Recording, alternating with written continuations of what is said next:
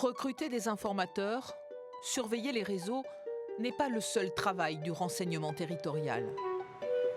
Il y a 2 ans, devant le nombre croissant de départs en Syrie, le gouvernement a mis en place un numéro vert. Vous n'êtes plus seul. Appelez le 0800 005 696. Chacun peut signaler la radicalisation d'un voisin, d'un membre de la famille. En 2015, le centre a reçu 9000 appels, dont une centaine en Eure-et-Loir. Une fois par mois, les renseignements territoriaux se rendent à la préfecture de Chartres pour trouver une solution aux cas les plus préoccupants. Cet après-midi-là, Frédéric Chloé, le directeur de cabinet du préfet, a organisé une réunion. Est-ce que vous pensez que dans le traitement de ce genre de situation, pas toutes, mais peut-être l'une ou l'autre, l'intervention d'un imam dont on est sûr du message pourrait aider? Avec Alexandre Jacquet, le directeur du renseignement territorial local, et un officier de gendarmerie, il va examiner le cas d'une jeune fille de 16 ans, convertie depuis ses 13 ans. C'est l'école qui les a alertés. Ils ont demandé à Simone Soulas, psychologue, bénévole au Centre contre les manipulations mentales, de suivre la famille. Elle continue la provocation en mettant le foulard et en le gardant dans l'enceinte de l'établissement le plus loin possible jusqu'à ce que quelqu'un la rattrape pour lui dire de l'enlever. Et c'est pourquoi ils l'ont exclue 3 jours. Donc, ils l'ont exclue 3 jours, là. Voilà. Tout va en se durcissant. D'évidence, la jeune fille cherche à se faire virer de l'école. Quiconque vient à la maison, elle file dans sa chambre parce que chez elle, a priori, elle ne met pas de voile. Quand il fait grand jour, elle ferme les fenêtres pour pas qu'on risque de la voir de l'extérieur sans son équipement. Qui la manipule? Qui est derrière? Et jusqu'où ça peut aller? Moi, très sincèrement, c'est ça qui m'inquiète. Simone Soulas va recevoir la maman de la jeune fille dans quelques jours. De son côté, le directeur du renseignement territorial va enquêter sur un contact de l'adolescente.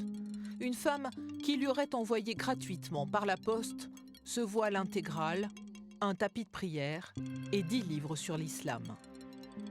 Pour l'instant, on a identifié effectivement donc, la jeune femme, l'expéditeur de ces fameux colis, donc, qui est une jeune femme effectivement convertie depuis de longues années. Et donc, on est en train de voir, notamment avec nos collègues compétents localement, pour savoir si cette jeune femme elle-même appartient ou pas donc, à un réseau organisé. Pour protéger la jeune fille, ils ont émis une fiche d'interdiction de sortie du territoire.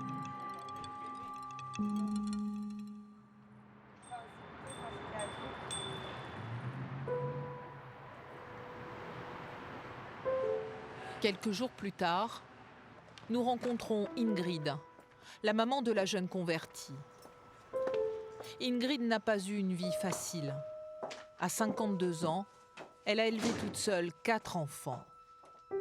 Bonjour madame, comment allez-vous? Très bien, entrez. C'est la 5e fois qu'elle voit Simone Soulas. Alors?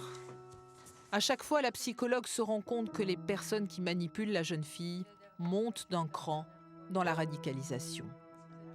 Elle ne veut plus écouter de musique. Quand on est dans la voiture, il y a des fois, elle me coupe l'autoradio. Moi, je lui dis, tu laisses la musique. Moi, j'ai envie d'écouter la musique.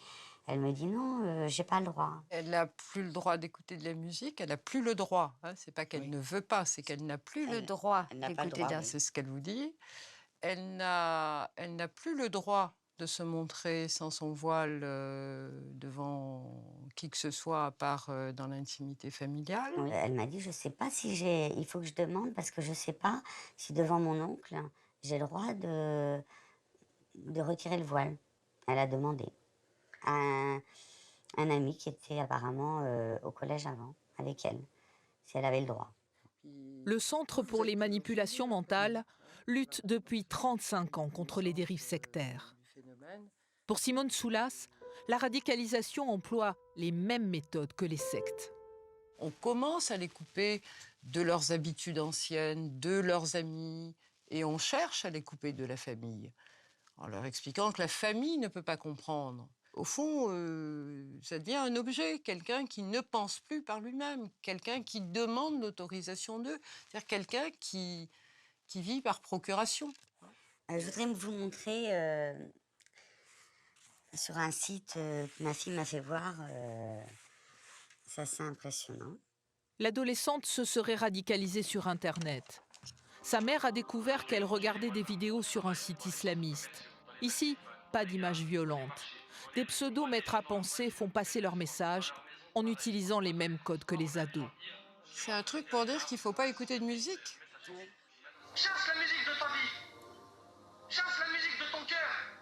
C'est marrant d'ailleurs, il y a une petite musique en fond sonore en même temps. Le prophète, il y a 14 siècles, il a dit il y aura des gens parmi ma communauté qui rendront licite la fornication, la soie, le vin et les instruments de musique. Tous les instruments de musique. La musique détourne de la religion, éloigne de la religion. Qu'est-ce que j'en pense? Je pense ça effroyable. Effroyable. C'est une idéologie de destruction. Oui, de destruction. De destruction de l'appétence à la vie. Sur ces images de fin du monde, empruntées au film américain, la vidéo diffuse plusieurs extraits de prêches d'imams très radicaux. Leur message est simple, la vie sur Terre n'est qu'un passage. La vraie vie commence après la mort. Nous appartenons à Allah et vers Allah se fera le retour, même le lit dans lequel tu es. Lors de tes derniers instants, peut-être il ne t'appartient même pas. Allah te rappelle qu'il n'y a rien qui t'appartient, que même toi tu ne t'appartiens pas à toi-même. Et pour gagner le paradis, il faut penser à la mort et multiplier le rappel de la mort, car ça fait revivre le cœur. You think that when death comes to you, it's the end? No, it's not the end. It never ends. It never ends. It's another stage of your life. Death will bring home to you the reality of this world. Death will bring home to you the reality of your existence. When death comes to you, everything will become clear.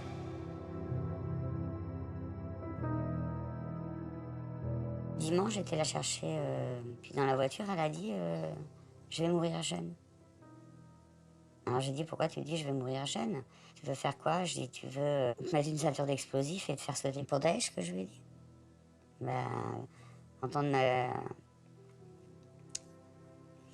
ma fille de 16 ans qui dit ça, ça fait peur.